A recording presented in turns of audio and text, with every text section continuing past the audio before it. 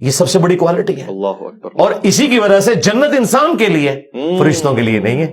کیا بات ہے. دیکھیں اس پہ ایک اور میرا جملہ بڑا بھاری لے جائیں کہ انسان نے سب سے زیادہ نان سیریس گاڈ کو لیا ہوا ہے، اور خدا کے لیے سب سے سیریس جو ہے نا وہ انسان ہے.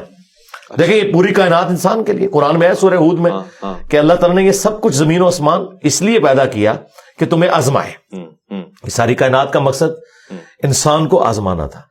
تمام چیزیں انسان کی خدمت میں لگی ہوئی ہیں، خواہ وہ سورج ہو، چاند ہو، ہاں سب کچھ زمین میں جتنی بھی مخلوقات ہیں، ایون فرشتے آپ کی ڈیوٹی پہ لگے ہوئے ہیں.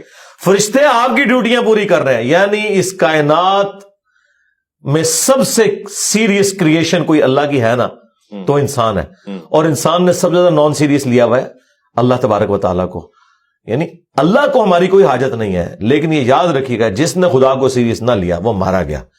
اور اس پہ ایک اور جملہ میرا، جس شخص نے دنیا اللہ کی مرضی کی گزاری، آخرت وہ اپنی مرضی کی گزارے گا.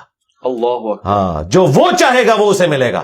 اور جس نے دنیا اپنی مرضی کی گزاری، آخرت وہ پھر آخرت اللہ کی مرضی کی گزارے گا. پھر اللہ اس کے ساتھ جو کرے گا وہ کرے گا. وَلِعَوْذُ بِاللَّهِ تَعَالَى. اللہ اکبر. اللہم اجرنا من النار. آمین یا رب العالمین. اچھا مرزا صاحب، موت کی ہی گفتگو کو ہم مزید سمجھنا چاہیں گے. صحیح اسناد اور آپ کو میری زندگی کا یہ رخ بھی آپ کو نظر آیا؟ آپ نے تو مجھے اختلافی موضوعات پہ دیکھا ہے، میں ہر ٹاپک پہ بولتا ہوں. آپ میری قرآن کلاسز دیکھیں تو آپ ان تمام لوگوں کو وائزین کو دیکھنا چھوڑ دیں گے جو آپ کو فکر آخرت کے اوپر باتیں کرتے ہیں. مجھے خوشی ہے اس بات کی، اور توقع بھی یہی تھی. اور میں اپنے ناظرین کو یہ کہنا چاہتا ہوں کہ مجھے اس سے بھی زیادہ خوشی اس بات کی ہے کہ یہ تمام موضوعات عام طور سے یہ ایک مزاج ہے، روایت ہے، رسم ہے کہ ہمارے مہمان حضرات ہم سے سوال تک بھی منگوا لیتے ہیں کہ جی سوال ذرا اسٹڈی کر لیں، دیکھ لیں. تو پتہ نہیں مرزا صاحب کس چیز کا دعویٰ کریں گے، مگر الحمدللہ مزاج سلونی کا اثر مجھے نظر آ رہا ہے کہ جو کچھ ہے وہ فی البدی ہے اور فوراً سے جوابات بھی آ رہے ہیں. بہرحال اس سے آپ اتفاق اور اختلاف کر سکتے ہیں. میں کسی کی مریدیت کا قائل نہیں ہو رہا، میں بتا رہا ہوں کہ جو میں دیکھ رہا ہوں، جو شواہد ہے میرے سامنے. انجینئر صاحب، صحیح اسناد کی روشنی میں روح کیسے قبض ہوتی ہے؟ موت کے سفر کو کہاں سے شروع کیا جاتا ہے اور کہاں پہ ختم ہوتا ہے؟ اور موت کے بعد دوبارہ جی اٹھنا ہوتا ہے انسان کا عالم اسباب میں؟ عالم اسباب میں تو ممکن نہیں ہے. اب جو بندہ دنیا سے چلا گیا، سورہ یاسین کے اندر سورۃ الواقعہ میں آیا کہ جو دنیا سے چلا گیا اب وہ واپس دنیا میں نہیں آ سکتا. یہ تو اللہ تعالیٰ کا ایک ڈیوائن یونیورسل ٹروتھ ہے. عیسیٰ ابن مریم کے بارے میں قرآن میں رپورٹ ہوا ہے کہ وہ مردوں کو زندہ کرتے تھے، بس اتنا، اللہ کے اذن سے. وہ بھی ان کا ایک معجزہ تھا کہ جو میت رکھی ہے اسے کہتے تھے کم باذن اللہ، وہ زندہ ہوتی تھی. تو یہ بہت ایکسٹراڈنری واقعہ. پھر وہ لوگوں سے کہتے تھے بتاؤ اس کو میرے بارے میں کہ میں کون ہوں. تو وہ میت گواہی دیتی تھی کہ یہ اللہ کے رسول ہے. پھر وہ دوبارہ موت کی حالت میں واپس چلی جاتی تھی. یہ نہیں ہے کہ اس کی دوبارہ سے زندگی سٹارٹ ہو جاتی تھی، نہیں، اس طرح نہیں ہے. لہذا وہ جو مردوں کو زندہ کرنا ہے وہ وقتی طور پر ہے، دنیا سے اس کا ایگزٹ ہو چکا ہے. اچھا، دنیا میں نہ تو روحیں یہ گھروں میں آتی ہیں، یہ بالکل غلط بات ہے. نہیں آتی، نہیں، کہاں سے آنی ہے روحیں؟ تو قرآن میں واضح لکھا ہے کہ یا علیین میں یا سجین کے اندر ہے. نیکوکاروں کی روحیں علیین میں اور سجین میں ہے بدکاروں کی. ہاں، آپ کی قبر یا عالم برزخ، خواہ وہ شیر کا پیٹ ہو یا ہوا میں راکھ کا بکھرنا ہو، ایئر کریش میں یا سمندر میں غرق ہونا ہو یا مٹی کی ڈھیری کے اندر ہو، یہ تمام عالم برزخ ہے. اس روح اور جسم کا ایک رشتہ برقرار ہے جو کہ ان سین بیریئر ہے. وہ قرآن میں ہے وَمِن وَرَائِهِمْ بَرْزَخٌ إِلَىٰ يَوْمِ يُبْعَثُونَ. ان کے مرنے سے لے کر قیامت تک کے لیے ایک ان سین بیریئر ہے. اس کو آپ آبزرو نہیں کر سکتے، نہ کیمرے میں کیچ کر سکتے، کیونکہ اس دنیا کی چیز نہیں ہے. فرشتے آپ ڈیٹیکٹ نہیں کر سکتے. سائنس صرف فزیکل ورلڈ سے تعلق رکھتی ہے. عالم برزخ انبیاء کرام 1,24,000 کم و بیش بیت المقدس میں صحیح مسلم میں آتا ہے جمع ہوئے، نبی الاسلام نے امامت کی. لیکن مجھے بتائیں ایک شہر میں اس زمانے میں 1,00,000 بندہ اکٹھا ہو جائے تو کیا وہ مسجد میں پورا آئے گا؟ تو ہلچل مچ جائے گی جی. لیکن کسی کو پتہ ہی نہیں چلا، کیونکہ وہ اس فریم آف ریفرنس میں بات ہی نہیں ہو رہی تھی. وہ ایک الگ دنیا ہے جو اس دنیا کے ساتھ تعلق نہیں رکھتی. اس کے اپنے رولز ہیں اور اللہ تبارک و تعالیٰ نے وہ غیب کے پردے میں وہ ساری کی ساری چیزیں رکھی ہوئی ہیں. یہاں پہ بھی روح کے بارے میں سورہ بنی اسرائیل میں آیا کہ اے نبی تم سے روح کے بارے میں پوچھتے ہیں، تم فرماؤ یہ اللہ کا امر ہے اور تمہیں تو علم نہیں دیا گیا مگر قلیل. جب علم قلیل دیا گیا نبی الاسلام کو تو ہمارے ٹیچر تو وہ ہیں، جب انہیں قلیل علم دیا گیا تو بس جتنا دیا گیا انہوں نے اتنا ہی ٹرانسفر کرنا تھا. اب اس کے بعد یہ کہنا ہے کہ کوئی کسی کی روح نکال سکتا ہے، داخل کر سکتا ہے، کسی کی روح کے اوپر کنٹرول کر سکتا ہے، بالکل ایسا نہیں ہے. اور روح جو دنیا سے چلی گئی وہ چلی گئی.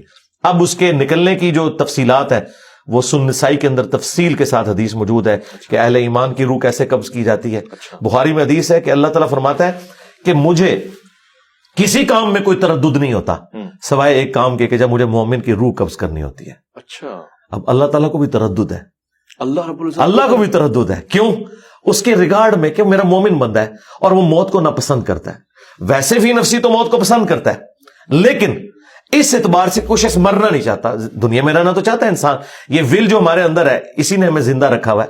کوئی شخص بھی یہ نہیں چاہتا کہ وہ جان بوجھ کے جا کے مر جائے. وہ چاہتا ہے کہ مومن بھی چاہتا ہے کہ میں زیادہ عرصہ دنیا میں گزاروں, اللہ کو رسپانس کروں, زیادہ اپنے لیے ذخیرے آخرت اکٹھا کروں.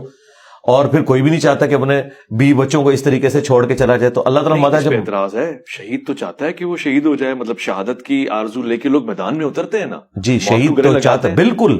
موت اس لیے گلے لگاتے ہیں کہ موت آنی ہے, اس لیے نہیں کہ وہ جا کے تو خود کافر کو کہتے ہیں کہ یہ میں کھڑا ہوں تو آگے مجھے تلوار مار دے. یہ نہیں, موت تو آنی ہے. ایگزٹ تو ہر بندے کا دنیا سے ہے, تو جب ایگزٹ ہے تو شہادت کے ذریعے ہو. یہ نہیں کہ خودکشی کرنی ہے آپ نے, خودکشی اور شہادت میں آپ نے فرق رکھنا ہے. تو موت تو آنی ہے, تو خواہش ہونی چاہیے کہ میں شہادت کی موت مروں, لیکن یہ خواہش نہیں ہے کہ میں جو فوراً مر جاؤں اور کوئی نیک اعمال نہ کر سکوں. ہاں, دین کو جب میری ضرورت پڑے تو پھر میری پہلی پرائورٹی وہی ہے. جس طرح حسین ابن علی حج کے دنوں میں کربلا چلے گئے تھے, اس لیے کہ وہ سمجھتے تھے کہ اس وقت اس چیز کی ضرورت ہے. ٹھیک ہے, اور باقی جو حج آج تک سلامت ہے وہ حسین ابن علی کی بدولت ہے. ہاں, اچھا, صلاح الدین ایوبی نے حج نہیں کیا ہوا کیونکہ وہ اس سے بڑی پوسٹ کے لیے کام کر رہے تھے. تو یہ اب دیکھنے کی ضرورت ہے. کیا ہوا حج؟ جی, میں نے الحمدللہ کیا 2007 میں. کوئی تصویر ہم نے آج تک دیکھی نہیں ہے, اس لیے پوچھ رہا ہوں. نہ عمرے کی نہ حج کی. لوگ تو کہتے ہیں جی جاتے بھی ہیں, جہلم سے باہر نکلتے ہیں اکیڈمی سے کہ نہیں. میں نے تصویر بنا کے کیا کرنا ہے, میں تو میرے بھائی نماز پڑھتا ہوں 5 وقت, تو میں نے اپنے نام کے ساتھ کبھی نمازی بھی نہیں لکھا, تو میں نے حاجی بھی نہیں لکھا, حج بھی کیا ہے, عمرے بھی نہیں, کتابیں بھی نہیں. وہ تو میں ایک سلوگن کے طور پہ بات کرتا ہوں. اچھا, اس طرح واپس آئے کہ وہ اللہ تعالیٰ فرماتا ہے کہ مجھے تردد ہوتا ہے جب مومن کی روح قبض کرنی ہے, کیونکہ موت کو تو ناپسند ہر بندہ کرتا ہے. یہ میں اب تک نہیں سمجھ پا رہا, میری ہیلپ فرمائے. اللہ کو تردد یعنی وہ تو نفس مطمئنہ کو قرآن میں پکار رہا ہے, آپ کہہ رہے ہیں کہ ہاں, وہ اگلی سٹیج ہے نا, یہ اس سے پچھلے والی سٹیج ہے. اچھا, تردد ہوتا ہے. پھر اس تردد کو دور کیسے کیا جاتا ہے؟ تردد اللہ تعالیٰ کو اس اعتبار سے کہ میں نے اب مومن کو راضی کیسے کرنا ہے کو میرے پاس آئے. جس طرح سیدہ فاطمہ کا قول ہے صحیح بخاری میں, سیدہ عائشہ سلام اللہ علیہا کا, کہ جب سے میں نے نبی الاسلام کو موت کی تکلیف میں دیکھا ہے تو اب میں تعجب نہیں کرتی کسی کو موت میں تکلیف میں دیکھوں. تو موت کی تکلیف سے تو نبی الاسلام کو بھی گزرنا پڑا ہے. یہ تکلیف تو ہے نا. ہاں, بالکل. اچھا, وہ تکلیف سے تو گزرنا پڑا. پھر بخاری مسلم کے الفاظ ہیں, عائشہ کہتی ہیں نبی الاسلام کا جب آخری وقت تھا تو آپ علیہ السلام بار بار یوں نگاہ اٹھاتے تھے اور کہتے تھے اللہم رفیق الاعلیٰ, اے اللہ رفیق اعلیٰ. تو میں نے سمجھ لیا کہ نبی الاسلام کو اب اختیار دیا گیا, چاہے آپ دنیا میں رہیں چاہے اللہ کے پاس جائیں, کیونکہ آپ اپنے صحت مندی کے دنوں میں کہتے تھے کہ ہر نبی کو موت سے پہلے اختیار دیا جاتا ہے. وہاں پہ تردد اس لیے کہ مومن مرنا نہیں چاہتا. اچھا, ٹھیک ہے, ظاہر ہے وہ چاہتا ہے میں زیادہ سے زیادہ وقت دنیا میں گزاروں اللہ کے لیے. اچھا, موت کو تو ہر بندہ ناپسند کرتا ہے اس اعتبار سے. یہ تو اسے پتا ہے کہ موت آنی ہے, لیکن جینے کی تو ہے. مثلا اگر ابھی یہاں پہ اچانک کوئی بم پھٹے تو آپ کیا شہید ہونے کے لیے تیار ہوں گے یا بھاگ دڑ کریں گے, سب کچھ کریں گے؟ کوئی بڑے سے بڑا ولی اللہ بھی بٹھائے اس کے سامنے بھی ایسے اس کی بھی آنکھیں بند ہوگی. ظاہر ہے کہ اللہ نے نیچرل رکھا ہے ہمارے اندر. ولی اللہ کے لیے تو کہہ رہے ہیں ان پہ خوف ہی نہیں ہے. ہاں, وہ خوف کون سا ہے, بلکہ یہودیوں کے لیے کہہ رہے ہیں ان سے کہو تمنا کرو موت کی, نہیں کریں گے. وہ آپ ہمیں موت تک پہنچنے نہ دے رہے ہیں, میں اپنی بات پوری کر لوں نا, آپ راستے میں پکڑ لیتے ہیں. تو وہ اس میں اللہ تعالیٰ فرماتا ہے کہ پھر جب یعنی موت کا وقت اس کا قریب آتا ہے پھر اللہ تبارک و تعالیٰ اسے راضی کرتا ہے. وہ ہے جو سورہ حامی میں سجدہ میں آیا کہ فرشتے ان پر نازل ہوتے ہیں, انہیں خوشخبریاں دیتے ہیں, انہیں جنت دکھائی جاتی ہے, جنت کی نعمتیں دکھائی جاتی ہیں, اس کی وجہ سے وہ اٹریکٹ ہوتا ہے. اچھا, اور ان نعمتوں میں اتنا محو ہو جاتا ہے, وہ کہتا ہے اللہ میں نے ادھر ہی جانا ہے. ابھی تک اس کا ایمان بالغیب تھا. اچھا, اب وہ دیکھ رہا ہے. اب وہ دیکھ رہا ہے, جب اس نے دیکھ لیا نا پھر وہ کہتا ہے کہ بھئی دنیا کی بیوی سے وہ مجھے جنت کی بیوی سوٹیبل ہے, اور وہی والی ہے کہ دنیا کی نعمتوں سے مجھے جنت کی نعمتیں سوٹیبل ہیں.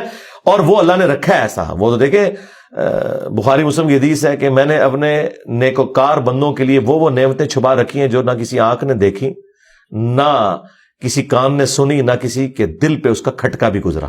بس وہ جب وہ دل پہ کھٹکا کیا وہ دیکھ لی, سن لی, پھر انسان کہتا ہے کہ نہیں اللہ میں وہیں جاؤں گا. دیکھیں جب تک آپ اس کیفیت سے گزر نہیں سکتے اس وقت تک آپ کو پتہ نہیں چل سکتا نا, وہ کیفیت جب آئے گی نا. اچھا, پھر جب وہ انسان راضی ہوتا